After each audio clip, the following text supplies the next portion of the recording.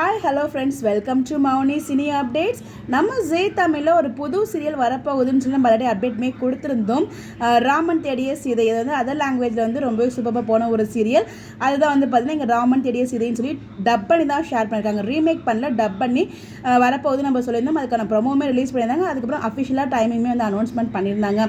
எப்போ அப்படின்னு பார்த்தீங்கன்னா March 17, அதாவது நாளானிலேருந்து இந்த திங்கக்கிழமையிலேருந்து வந்து பார்த்தீங்கன்னா மத்தியானம் 2:30 மணிக்கு வந்து டெலிகாஸ்ட் பண்ணுறாங்க 2:30க்கு. ஸோ March 17 2:30க்கு வந்து பார்த்திங்கன்னா நம்ம ராமன் தேடிய சீதை டப்பிங் சீரியல் வந்து டெலிகாஸ்ட் பண்ண போகிறாங்க, அதாவது லான்ச் பண்ண போகிறாங்க மண்டேலேருந்து.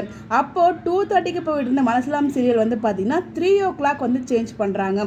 ஸோ ரொம்பவே ஷாக்கிங்காக இருந்துச்சு. ஏன்னா மனசலாம் சீரியலுமே இப்போ தான் வந்து லான்ச் பண்ணாங்க, பட் அதுக்கிட்டமே டைம் சேஞ்ச் வந்து பண்ணியிருக்காங்க.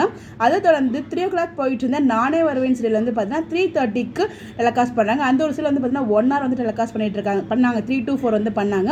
இதுக்கப்புறம் 3:30 to 4:30 வந்து டெலிகாஸ்ட் பண்ண போகிறாங்க. ஜீ தமிழோட ஆஃப்டர்நூன் ஷெட்யூல் லேட்டஸ்ட் ஷெட்யூல் இதுதாங்க. 2:30 வந்து பார்த்தீங்கன்னா புது சீரியல் ராமன் தேடிய சீதை, 3 o'clock மனசெல்லாம், 3:30 to 4:30 நானே வருவேன்.